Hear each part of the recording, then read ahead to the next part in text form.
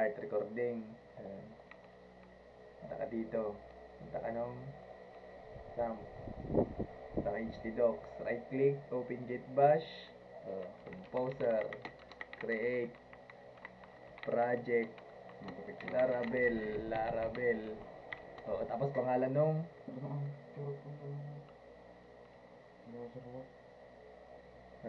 pangalan mo. Kunwari, Abonilio.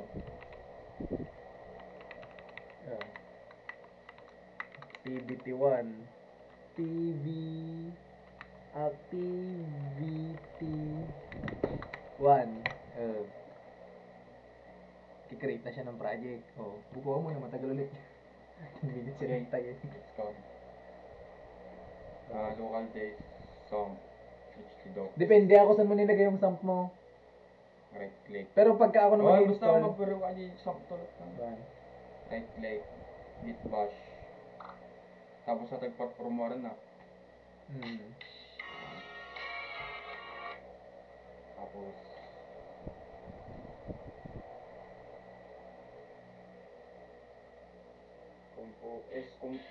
composer.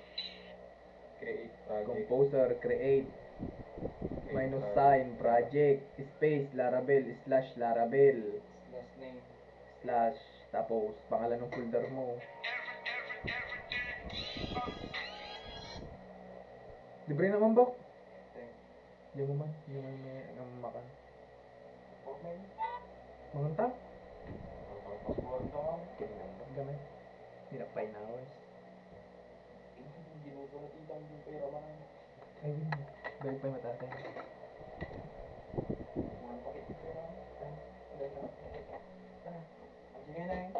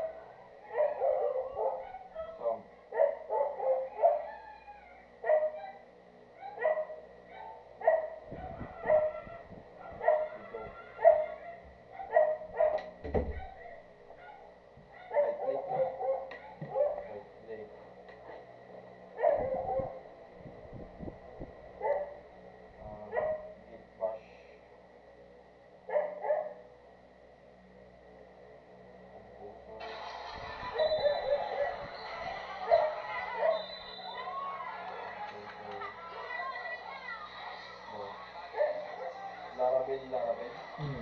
Slash. Subo ng Laravel na. Laravel /Laravel. Ay, composer. Composer, create, minus sign, project, space, Laravel /Laravel. Project.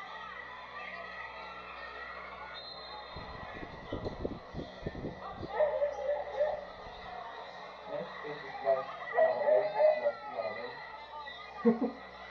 Composer, create, minus, project, space, Laravel /Laravel.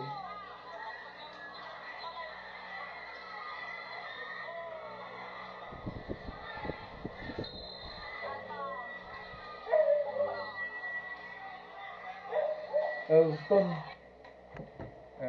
Pagkatapos, X, Visual Basic, Visual Studio. Tapos, open mo dito. Ito, open folder. Abonilio. Tapos, punta ka ng open terminal.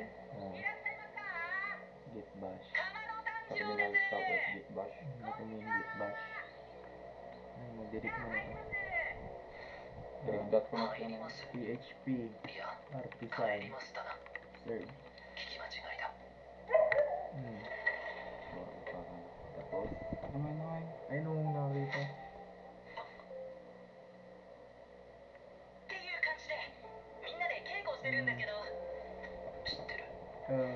Meron ka ng Laravel.